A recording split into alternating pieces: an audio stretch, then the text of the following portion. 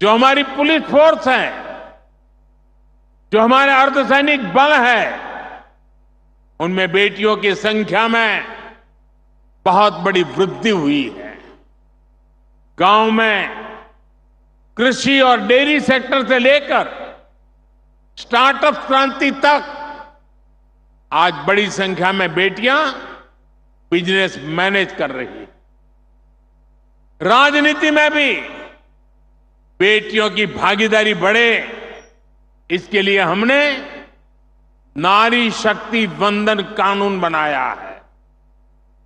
साथियों, माताओं, बहनों, बेटियों का सामर्थ्य बढ़ाने के साथ साथ उनकी सुरक्षा भी देश की प्राथमिकता है। मैंने लाल किले से भी बार बार इस विषय को उठाया है। आज देश का कोई भी राज्य हो, अपनी बहनों बेटियों की पीड़ा को, उनके गुस्से को मैं समझ रहा हूं। मैं एक बार फिर देश के हर राजनीतिक दल से कहूंगा, हर राज्य सरकार से कहूंगा कि महिलाओं के खिलाफ अपराध अक्षम्य पाप है। दोषी कोई भी हो, वो बचना नहीं चाहिए। उसको किसी भी रूप में मदद करने वाले बचने नहीं चाहिए। अस्पताल हो, स्कूल हो, दफ्तर हो या फिर पुलिस व्यवस्था, जिस भी स्तर पर लापरवाही होती है, सबका हिसाब होना चाहिए। ऊपर से नीचे तक मैसेज एकदम साफ जाना चाहिए। ये पाप अक्षम्य है। अरे सरकारें आती रहेगी, जाती रहेगी,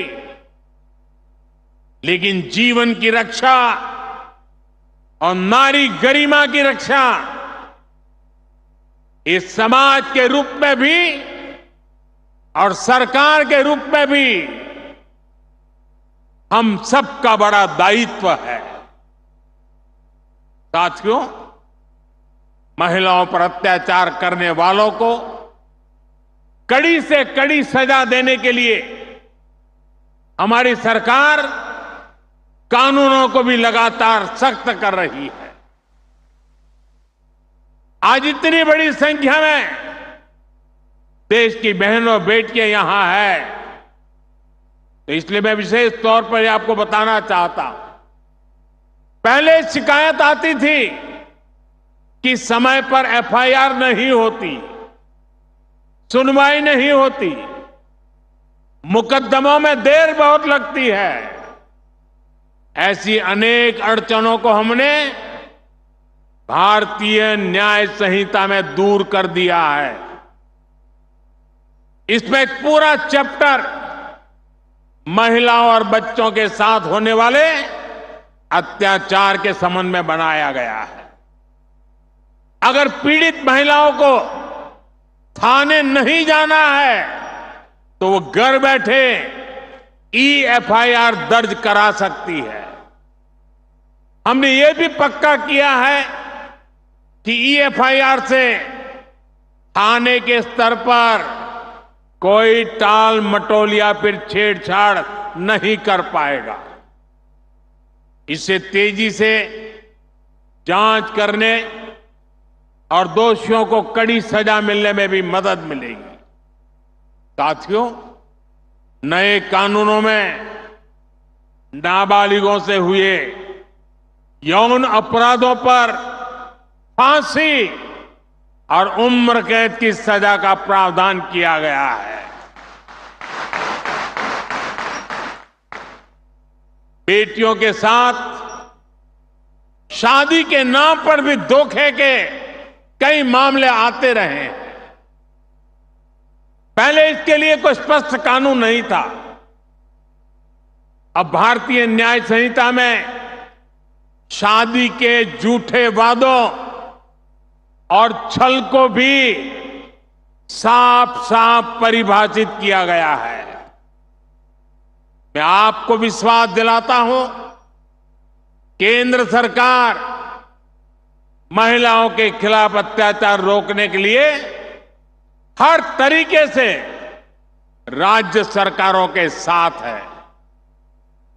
हमें भारत के समाज से इस पाप की मानसिकता को मिटाकर ही रुकना होगा। इसलिए साथियों, आज भारत विकसित होने के रास्ते पर आगे बढ़ रहा है और उसमें महाराष्ट्र की बहुत बड़ी भूमिका है। महाराष्ट्र विकसित भारत का एक चमकता सितारा है। महाराष्ट्र दुनिया भर के निवेशकों के लिए आकर्षण का केंद्र बनता जा रहा है।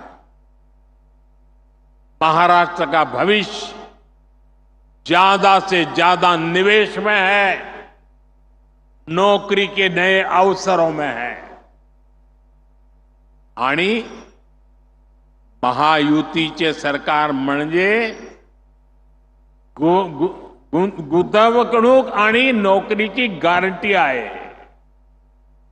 महाराष्ट्र को आने वाले कई वर्षों तक महायुति की स्थिर सरकार की जरूरत है।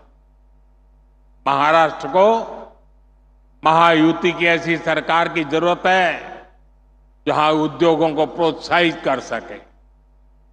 महाराष्ट्र में ऐसी सरकार की जरूरत है जो नौजवानों की पढ़ाई, कौशल और नौकरी पर बदल दे सके।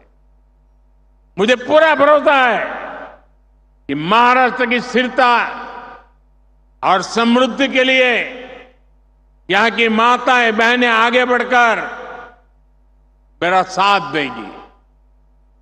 मुझे आप बहनों पर पूरा भरोसा है। एक बार फिर महाराष्ट्र की युति सरकार के कामों को भारत सरकार की तरफ से हर प्रकार की मदद का आश्वासन देते हुए आप सबको बहुत बहुत शुभकामनाएं देता हूं। मेरे साथ बोलिए, भारत माता की। दोनों हाथ ऊपर करके मुट्ठी बंद करके पूरी ताकत से बोलिए, भारत माता की, भारत माता की, भारत माता की, भारत माता की, भारत माता की।